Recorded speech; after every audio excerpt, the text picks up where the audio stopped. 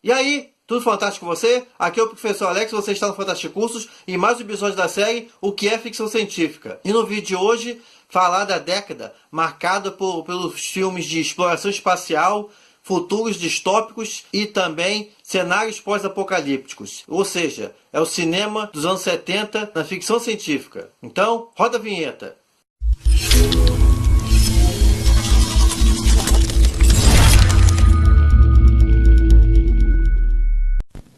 The year 2000. America is a vast speedway. People line the streets to witness the greatest drivers on Earth in a race from sea to shining sea. This is a death race. You finish first, or not at all. Death Race 2000. Every car a deadly weapon. Every spectator a potential point.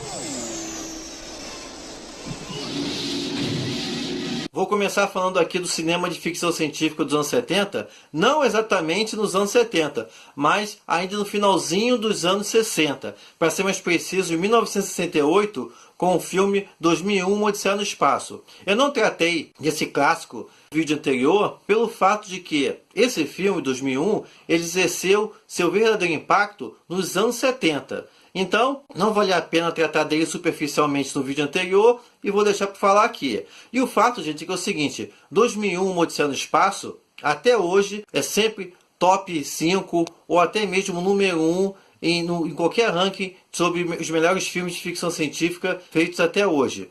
E principalmente é um filme que trouxe inovações, não apenas na parte técnica, mas também no próprio roteiro. O diretor Stanley Kubrick conseguiu capturar toda essa mudança que a ficção científica estava passando no período. Para ser mais específico nisso, estou falando da New Wave, uma nova corrente da ficção científica que nasceu na Inglaterra e que tratava a ficção científica a partir também de outros temas, não apenas por ciências exatas, como matemática, física, astronomia, mas também incorporando elementos das ciências humanas, como a literatura, a linguística, a psicologia, a história, a antropologia. Isso dava um caráter mais humano, mais intimista na ficção científica desenvolvida. E 2001 consegue capturar muito bem essa atmosfera. Outra coisa também é que 2001 marca o momento em que a ficção científica começa a ter meios de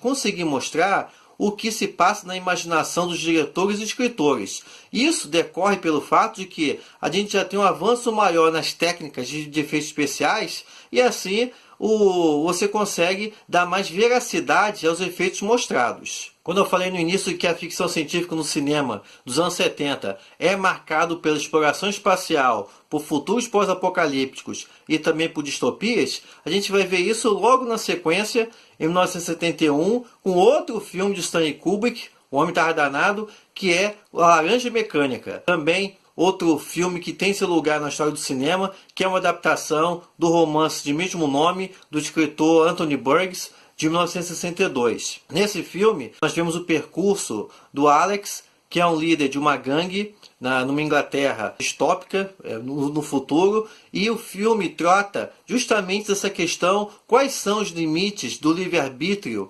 concedido aos cidadãos, principalmente numa sociedade controlada com mão de ferro pelo Estado. Aí em 71 vamos ter também a estreia de um diretor que vocês conhecem muito bem, que é o George Lucas, com o filme THX 1138. Esse foi o primeiro grande filme de George Lucas para um grande estúdio. E o filme captura bem a essência de um cenário distópico, onde nós temos uma sociedade em que os seres humanos são identificados não por nomes, mas por códigos. No caso aí o próprio THX 1138, né? Cabe dizer que o filme não foi um sucesso, mas ali já se podia ver a genialidade de George Lucas e sua capacidade de dirigir um bom filme.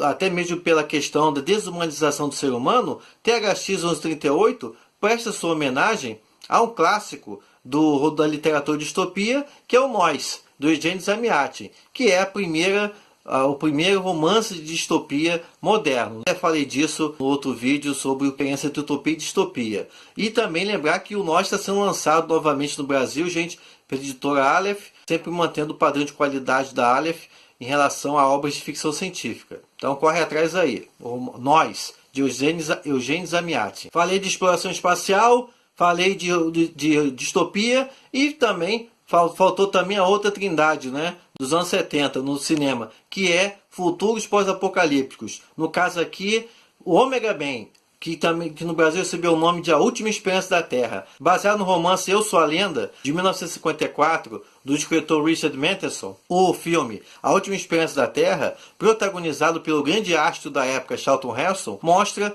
um mundo devastado por uma epidemia e, no seu lugar, o mundo é habitado por criaturas vampíricas. Em 1972, o cinema foi presenteado com um clássico vindo da extinta União Soviética, né? Hoje Rússia, que foi o filme Solaris. Solaris foi apresentado como 2001 russo, justamente pela sua abordagem filosófica, poética, baseado no romance de 1961 do escritor Stanislaw Lem. Esse filme também marca essa busca de uma abordagem filosófica e até mesmo espiritual para a ficção científica do período, mostrando um planeta consciente que acaba afetando a tripulação de uma estação espacial que está orbitando esse planeta. Em 73, outro filme de distopia que merece ser destacado é Solid Green, que no Brasil recebeu o nome de No Mundo de 2020, também estrelado por Charlton Heston e baseado no romance de Harry Harrison. O que chama a atenção aqui é uma leve mudança na história original do Harrison e nós temos uma mistura de distopia com canibalismo. Eu nem vou falar muito para não estragar a surpresa do filme, aliás, que é a grande surpresa do filme, que já está até no trailer você já vê isso. What is the secret of the Solid Green? Então, qual é o segredo do Solid Green?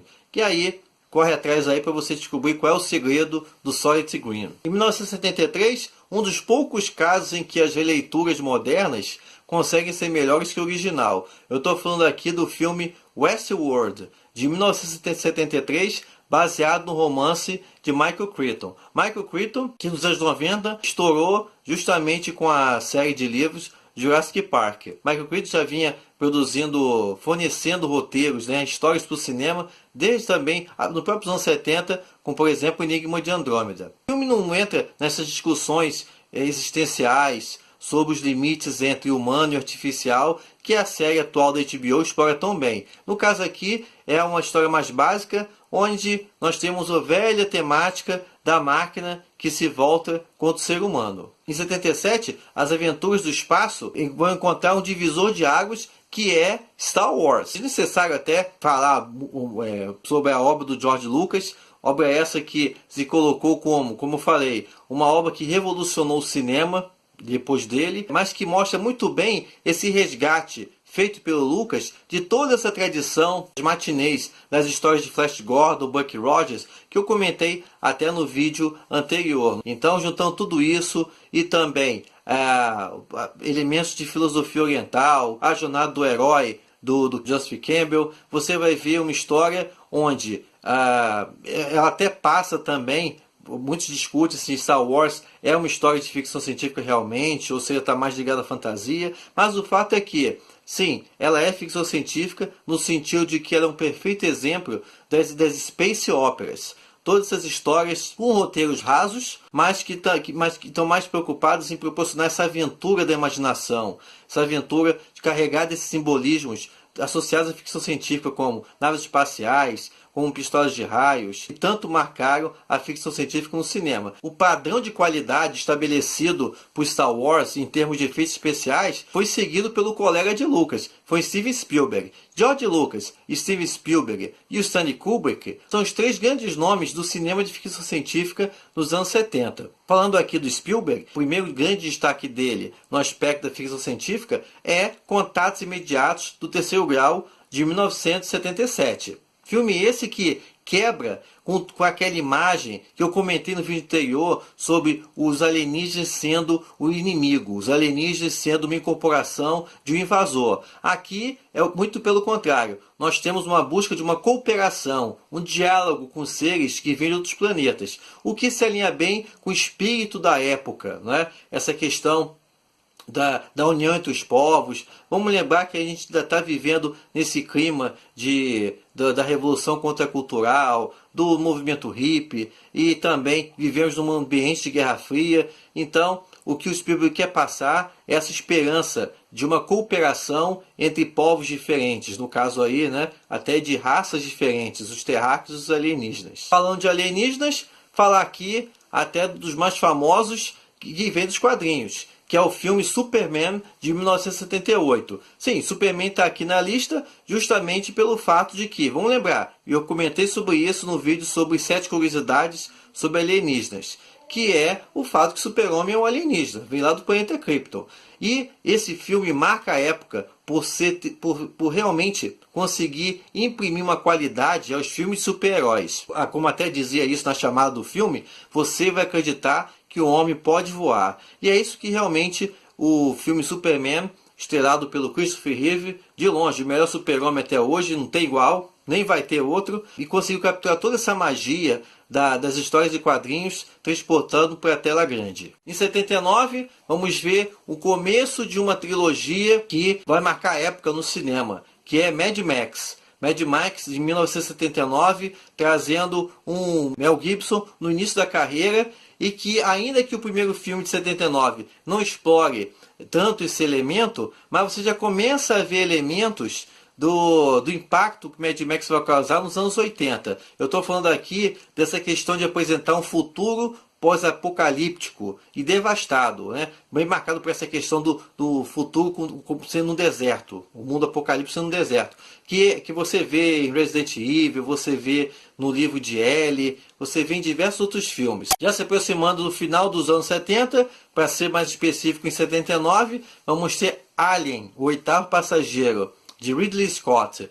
Filme esse que, como diz na chamada, no espaço ninguém vai ouvir você gritar. Uma história passada dentro de uma gigantesca nave espacial, a nave Nostromo. É um filme que consegue burlar, subverter os limites entre a ficção científica e o horror, porque a gente tem toda uma tensão, um legítimo survival horror, nos aspectos de que a nave Nostromo poderia muito bem ser uma cidade, como ser também um castelo gótico medieval, no sentido de que você nunca sabe o que está ali pelos corredores estreitos, passando pelos encanamentos, ambientes mal iluminados, tendo sempre um criminoso, no caso aí um assassino xenomorfo na espreita. O que é interessante observar também são as possibilidades de leitura de Alien. Citar aqui até um caso que o crítico Adam Roberts ele enxerga na criatura Alien um exemplo do temor do negro nas grandes cidades da época, no final dos anos 70,